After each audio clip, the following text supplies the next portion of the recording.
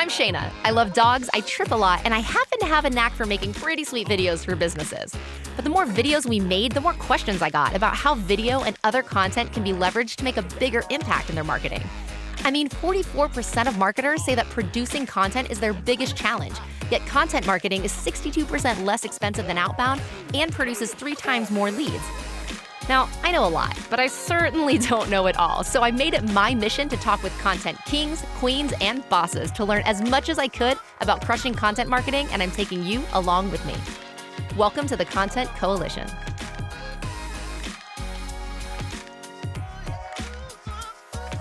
Well, hello again, Content Coalition. Shayna here, founder of Repurpose House, and I have a really, really cool guest on today, Joanna Wiebe. She is the CEO of Copyhackers. This Copyhackers is incredible. I've been combing the site, and it's literally like the source of all things copywriting. I mean, whether you're a freelancer, whether you're somebody who's looking to like actually make copy that converts, which is something that I struggle with, and I'm sure everybody else does. She's been asked to speak at like every conference known to man, and she has cats that don't like travel. So while she may not have been at all of them, she keeps getting asked, which to me is just kind of a testament to all of the stuff she's putting online. She's got courses that are incredible. I've been stuck on those landing pages scrolling and scrolling and scrolling, which to me is a testament to how amazing she is at creating copy, because we're talking like, you know, on the right-hand side where you've got the scroll bar, it's like this tiny.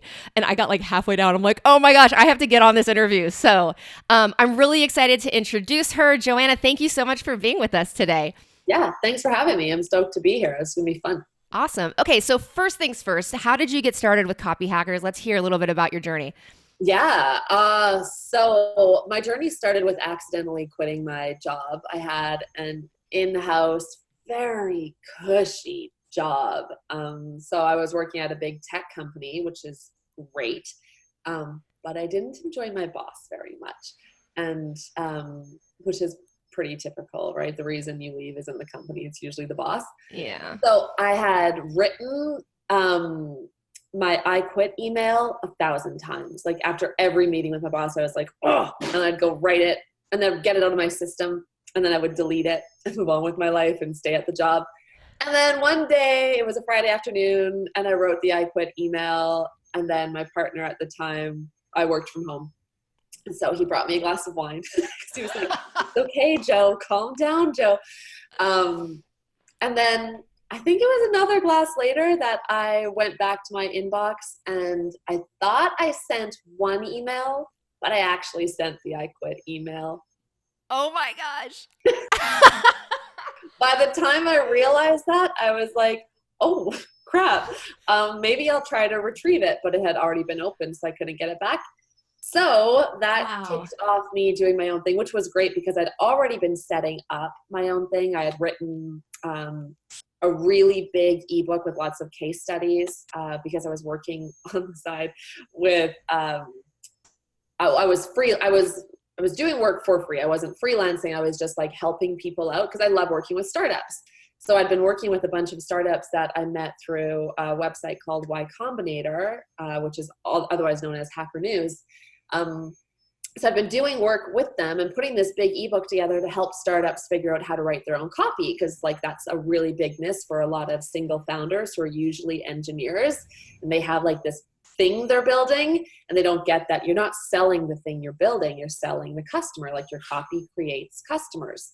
And so they weren't seeing it that way. So I wrote the book to teach them that. And when I accidentally quit my job, I was like, maybe I'll put the book out. So I did. And that was the beginning of Copyhackers. Yeah. Wow. That's quite the story. Nothing like a couple glasses of wine and sending the wrong email to get you started on your own journey. I know. And I'm actually such a lightweight. I think that it was one glass. I just actually finished it, which was more than my body wanted. Yeah, which is hard to admit sometimes, but it's like sometimes, you know, just that one glass will do it. Holy cow. Well, that's a crazy, awesome story. I love that you were working with startups kind of just for free to help them get the messaging right, you know?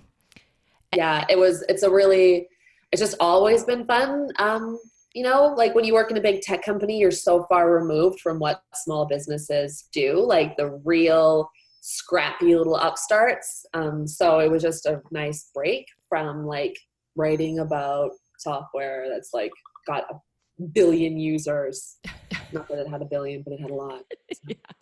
Right on. Okay, so then let's just dive into like what copywriting is, because I think that there's so many different ideas that everybody thinks of. Like, is it just writing an ebook, or is it just writing a blog? Is it even writing a blog? I mean, let's talk about kind of the different types and why they're important. It totally depends on who you ask, because a back copy blurb on the back, like on the back of a book, is copy. And a journalist fills a page with copy. But in the world of marketing, copywriting is generally the words that you use to get to yes. So if you're not trying to get to yes, you're probably not needing to exercise copywriting practices and principles. So if you're writing a blog post where by the end of the post, you don't want anybody to actually take an action, you, outside of maybe leaving a comment or doing something in social, but it's not written to get them to say yes to a thing, then we define that as content writing. When you're trying to get to a yes, like writing the opt-in page for a lead magnet, like an ebook, then you're writing copy, and you'll want to use copywriting principles to get to the yes. That's the difference. There's like a straight line to the yes with copywriting, and there's like a dotted squiggly line toward a point of yes with content writing. Very cool. I love that. That is the simplest way to break that down. I love that now I can completely differentiate the difference between like just getting to the yes. I love that. So what are some of the common, like super glaring mistakes that people don't realize they're making in copywriting? The biggest thing, no matter what I do, I can teach lots of different principles. But the biggest problem is when it comes down to you and that page, and you've got this, the practices in your head, but there's like this, it's like this distance between what you know and your keyboard.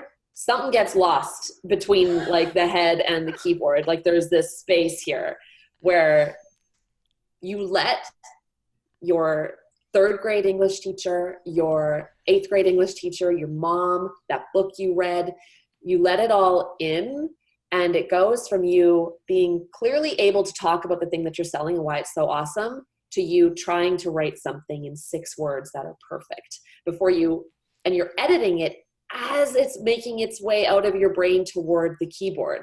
So that's a mistake. And like the flip side of that is just stop doing it. Like try to make an ugly first draft. Like what if it's the ugliest thing you've ever written? Good. Start there. Just get crap down on the page without editing at all. Don't let yourself edit. That's usually the best solve for that big problem. That is terrifying to me, because not like filtering how I'm putting things on paper or like in a Word doc is like so foreign in my brain. I know. It's so hard to do. It's so hard to get out of that practice. And we've got so much crap beaten into our heads over our entire, like everything you did in school, no matter how far you went, you were always criticized and had to second guess your writing along the way. And you always thought it was about you too, like it's a reflection of you. And that's the opposite of copy. It's not about you in any way, and it shouldn't be a reflection of you. And as soon as it sounds like good copy, it's probably wrong. So that's something that people just don't get.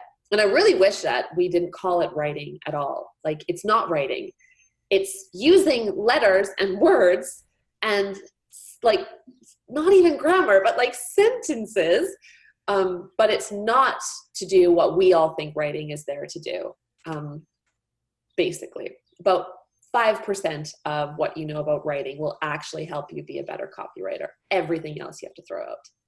So that is super scary, along with the not editing yourself on paper. So like when you say that what you think is good copywriting is probably not good copywriting, like what are some examples of terrible things that people think are a good thing outside of like the editing themselves, but like physical practices that people are doing that they might think is awesome, that it's just a no-go in conversions?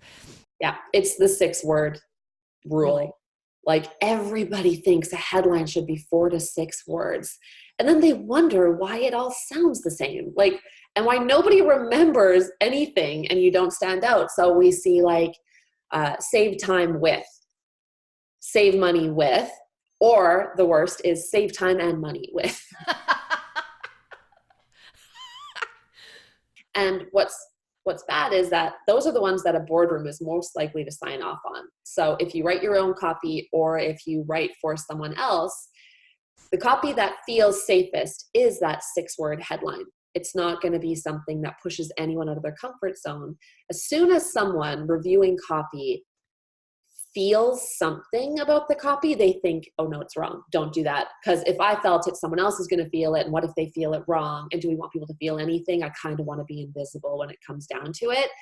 And so you feel safe in these messages and you stick with those messages and you wonder why nobody's really converting. And then you think, well, copy doesn't convert because I'm writing copy and it's not working.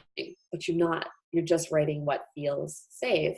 And really good copy follows what's called a breakthrough or bust approach.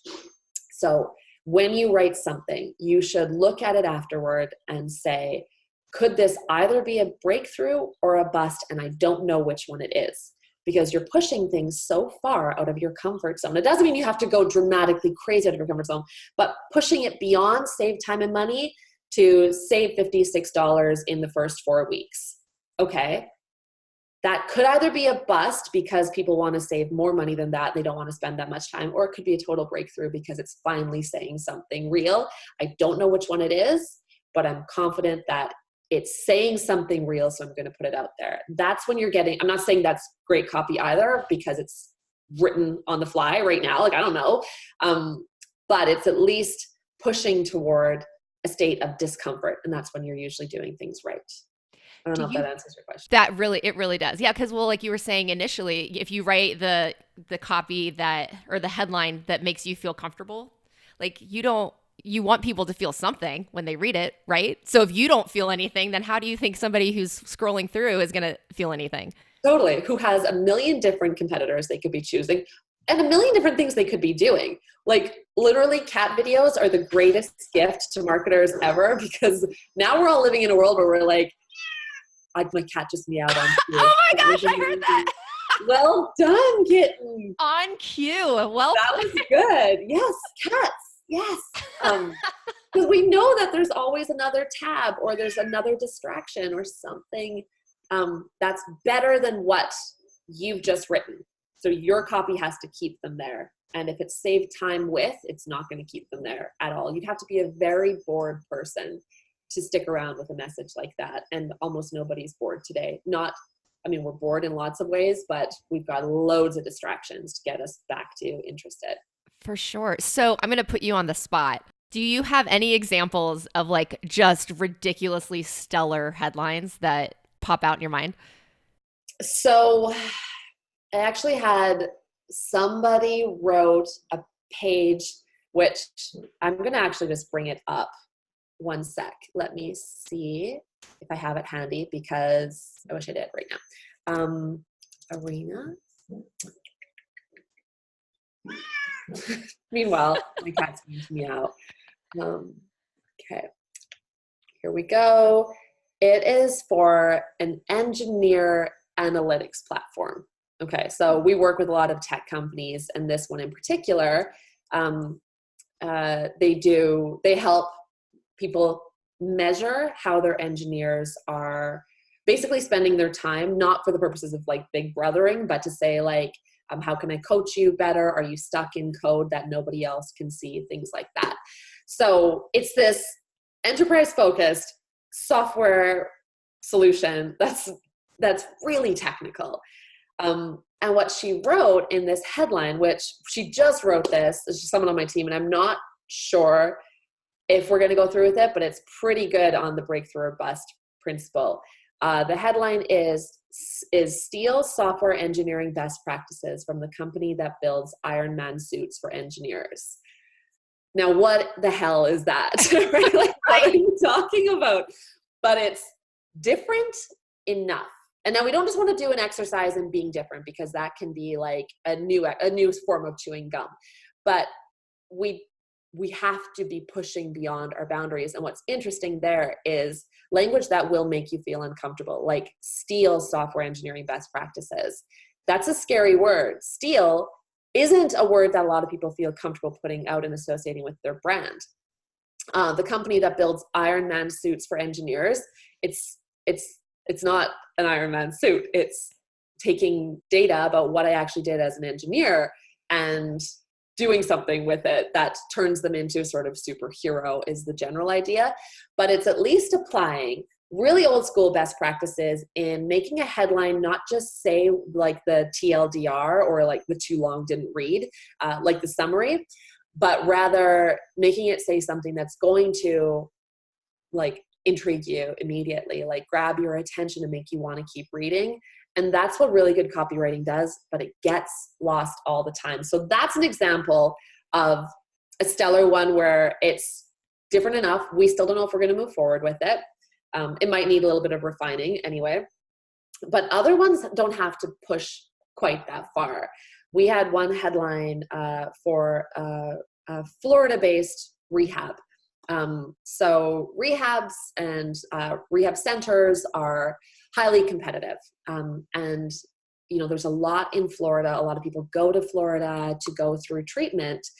And when we were tasked with writing the homepage headline for this particular rehab center, which, you know, when you have people, you have what, 20, 40 beds in your rehab, they each sell for about $20,000 a month. So when you think about the cost of an empty bed, if you've got 20, 40 beds in your rehab and you've got 2 empty beds a month because you're not bringing in enough leads and converting them, it is a business when it comes down to it, a business that should be selling something extraordinarily valuable in the end and actually producing great results naturally. But when you have these empty beds, it could be costing you $20, $40, $60, $80,000 a month just because you've left them open. There's huge opportunity costs there. So our job was to say, okay, how do we get people to understand that they should move forward with saying yes to at least a consult with this particular rehab center? So if I'm somebody who's going through and looking at different rehabs in Florida, either for myself, because I'm finally ready for this, or for my family member, because I'm hopeful we can make this happen, I'm going to look at maybe 6 different rehab centers, maybe 3 if I'm like really busy and kind of fatigued by the whole thing. And when we did a content audit or messaging audit, we looked at, everybody was basically saying the same thing. Like, it's peaceful. Like, nobody's really saying anything. So we went and we did research into what people actually say when they're talking about going through rehab. And one of the things that we do there is we went over to Amazon. And this was a couple years ago when Amazon wasn't as filled with a lot of paid reviews, which we're seeing more of now, which is unfortunate. But this was like 4-ish years ago. And we looked at the reviews on books associated with dealing with addiction, alcoholism, 12-step programs, all of that. And we didn't look at the books. That wasn't the point. The point was, what are people saying in the comments about the books, which can reveal what was going on in their lives that they were hoping to fix, the problems that they actually have, their hopes and dreams for actually like getting a solution to such a big problem. And when we looked through the comments, it's called review mining. When we looked through them, we saw a bunch of different statements, but one of the things that stood out was this phrase that was, if you think you need rehab, you do. And I was like, okay, that's interesting. Why am I pausing on this? Yeah. And if I'm pausing on it, that's usually, if you pause on anything, that's usually a good sign that there's something good there. Take it as it is. Don't edit it. Just take it as it is and see if you can use it in any way. So we took it and we were like, well, let's try that as a headline on this homepage. And so we tested, if you think you need rehab, you do, against a more typical message that was already the control, and against a data point and against a testimonial. So a data point about success and then a testimonial about the awesomeness of this particular rehab center. And we internally, like myself and the consultant that we were working with, we were like, which one do we think is going to win? Like, because that's a fun part of A/B testing. Right. Let's put some money down on this one. We didn't actually gamble on it. That would be hugely inappropriate. But we did which one do you think? And nobody, including myself, voted for if you think you need rehab, you do. And of course you put it out there and it just blew everything else out of the water. Really? we had 400% more people clicking through to the next page, which is, a click-through isn't a great metric. Usually generating a lead or generating a sale is a great metric, but the lead generation happened on the next page. The next page, we still saw an increase. I think it was nearly twice the leads on the next page, which says a lot about the power of that headline, because a headline can usually only really operate on the page that it's on. Like, it's not going to carry people through an entire experience. And in this case, it carried them through that short funnel to become a lead. So what's interesting there is, if you think you need rehab, you do. Nobody thought it was going to win. And that's an important lesson for anybody writing copy. The thing you think sounds great and is likely to win probably isn't. The actual language that people are using, that prospects and customers and past customers are using to describe their problems, their needs, what they want from the solution that you're providing, that's where the best copy is found. And if you can just listen closely and not mess with it too much, you can do pretty great things. But our problem is always, and I mean ours as in all people, is we think we need to rework it until it sounds really smooth, or it doesn't make us feel kind of jarred out of our expectations. So yeah, those are my two big headlines that I think are, I know that's a long answer to your question. I love it. I love that. Like, I think that the testing part of it to me is a huge like element, because how do you know if it's working unless you're testing it against something else? How often do you guys test copy against each other? As often as possible. I mean, the people love to say test everything, but you can't test everything. Right. You can test big elements though. And if you have enough traffic and the right conversion rate going into it, once those factors are in place, as long as you're testing something that's prominent, then we can test it. Or we do what's called a dramatically different design, where if you have a homepage that's one thing, we're like, we're going to throw that one out. We're going to redo it with copywriting frameworks and voice of customer data and other copywriting best practices. We're going to go over and do a brand new one, do an A/B test there. And we often do those, but sometimes you just can't. So yeah, right. I would say about half the time we test. Gotcha. Right on. So this is all headlines we're talking about. And there's obviously so much more to copywriting too. Like, and just out of pure self-interest, we are dealing with landing pages right now. So what are some best practices that you can just off the cuff help me and others who are in this scenario where we're like, oh man, landing pages are like, they're really amazing because they can be so pointed. Like, they're supposed to be extremely pointed. But like, how much is too much? How much is too little? Like, I'm second guessing everything. Kind of like you said, the nature is to second guess everything you're writing, right? But I know that there are best practices. So let's hear some of those. Sure. The best practice that I say when you're going into writing a landing page is to follow what's called the rule of one. There are 4 parts to the rule of one. Before you write anything, you want to identify who that one reader is. One reader. People love to. They're like, well, this guy, but also this guy. Let's squeeze in something about that. And it's like, no. That's 2 landing pages now. So 2 landing pages for 2 readers. So you have 1 reader, 1 big idea, 1 promise, and 1 offer. Where the 1 reader is foundational. You can't do, if you get everything else right, but you get that wrong, you're effed. So start with your 1 reader, then think about your 1 offer. Okay, so an offer is, like in the case of a landing page, often like an ebook or book a consult or watch the video or whatever that might be. That's the offer, the thing that you want them to do or take advantage of or basically say yes to. But you need to pull more levers than just saying like, oh, download the ebook, because obviously there's more to it than that. So people like to do, fascinations and things in the copy to make you want that 1 offer more. But is there anything you can do to help a person better understand the actual value of that thing? And it doesn't mean a price. If it's a free ebook, you don't have to say it's $7.95 actually, although that if it actually is sold somewhere for $7.95, or you could sell it on Amazon for $7.95, might as well, and then you can at least do that. But you have to work hard on that offer. So you've got 1 reader, 1 offer that has to matter to your 1 reader, then a 1 big idea that's overarching for it. So what's like the unexpected awesomeness of downloading this ebook? Like, And it has to be something, a big idea is a hard thing. Don't get me wrong. So don't overshoot when you're first trying. Just try to have an idea that is a thread throughout the page. And the page might be 80 words, might be 200 words. It might be this big, or it might be like enormous, but for a landing page, it's probably going to be like a lot of above the fold stuff. So what's the one unifying idea on this page? And again, that comes down to, it's either save time or save money, not both. That's two ideas. We want one idea. And when your client or you're like, but it really is two things. Nope. You have to work hard to get it down to one thing. What does your one reader care about most? If it were like, you're going to save 60 hours or you're going to save $6,000, what does your one reader care about most? Are they time poor or are they money poor? And if they want to save $6,000, then they're money poor, and don't worry about time. Time doesn't matter. Money matters to them. Focus on money. So that's the one big idea. And then one promise is really like, what's the one big outcome that they can expect from this? Like a real outcome. It doesn't have to change their life, but it does have to be something that's like, I can actually imagine my life getting better, ideally pretty soon, once I take advantage of this. So the rule of one is one reader, one big idea, one promise, and one offer. Start there.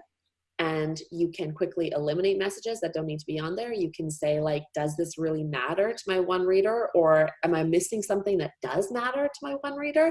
And that makes writing a landing page, I write them way faster when I have that done. And when someone can't identify those things for me, it's just so much harder to write it. So that's my number one rule. That's awesome. So outline those 4 things first and then start writing your copy based on each element. Yeah, where you would then want to choose a copywriting framework that's like, okay, maybe attention, interest, desire, action, or problem, agitation, solution, whatever that is, and then use what the customer says, what that one reader says, to fill in those gaps. So it gets somewhat formulaic, where you can get down to a place of saying, okay, about 80% of my work in writing this landing page comes from other things. It's not me sitting there staring at the page going, like, why should someone care about this? I think I should write this in 6 words or less. It's really getting down to fill out that rule of one, then go research how that one reader talks about what we're talking about here. Then dig into like what's actually inside the offer, so you can have a really strong offer, and use copywriting best practices like headline formulas to make sure that once someone lands there and you have all of these better practices in place, that they actually do pay attention to what you're saying.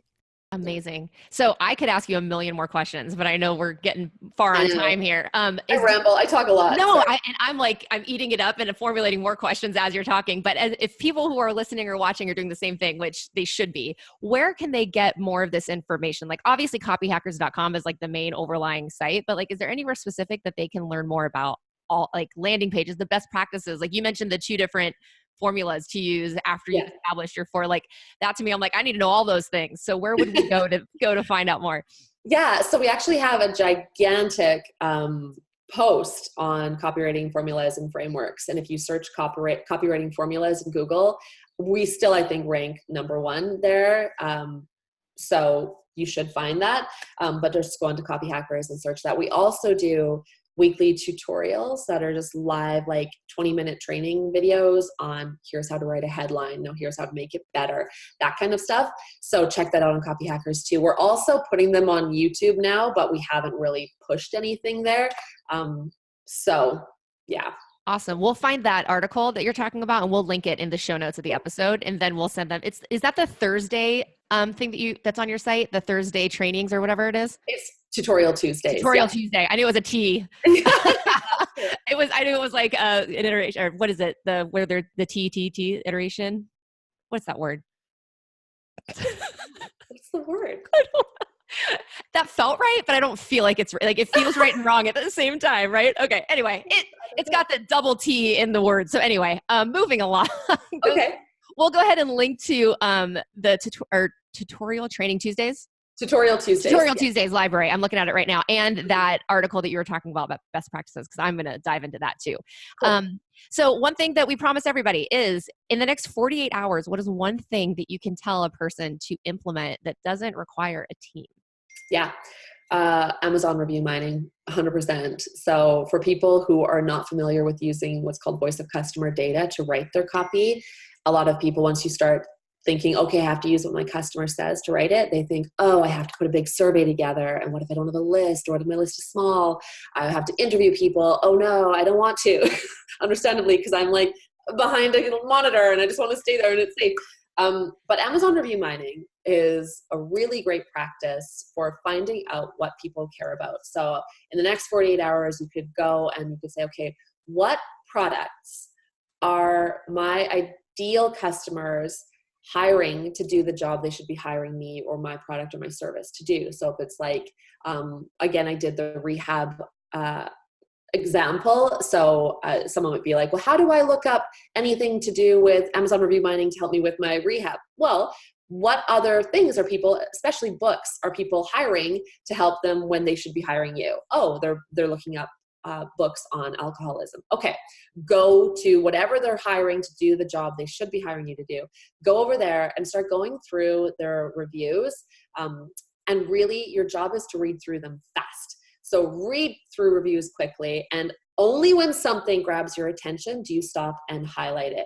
Highlight it, like pull it right out and paste it into a Google Doc or wherever you do your writing, and then move on and keep going. Then by the end of like 30 minutes to an hour in Amazon review mining, you'll actually look at your Google Doc and go like, holy, I have a lot of good copy here that I can use in emails, in ads, in wherever, in landing pages, whatever that might be. So that's the one thing I would do that doesn't require a team or any resources other than time. That's awesome. I'm definitely doing that this weekend. Thank you so much. That was Yay. great. Well, Joanne, thank you thank you so much. This has been amazing. I really appreciate it. I'm excited to start implementing everything we've talked about in our landing pages for our webinars. Awesome. And yeah, thank you so much. Content Coalition folks, thanks for listening, and check out Copyhackers. I'm telling you, if you are writing copy, if you are a copy freelancer, I mean, literally, copy is a part of your life regardless. So you got to go check it out. And Joanna, thank you again. Have a good day, guys. You too. Thanks, guys. Thank you so much for checking out this episode of the Content Coalition. Now, whether you're listening or watching, make sure that you subscribe to the YouTube channel and to whatever platform you're listening to it on, because you're not going to want to miss out on the incredible things that I'm learning with these amazing content marketing pros. So make sure you subscribe, and we will talk to you next week.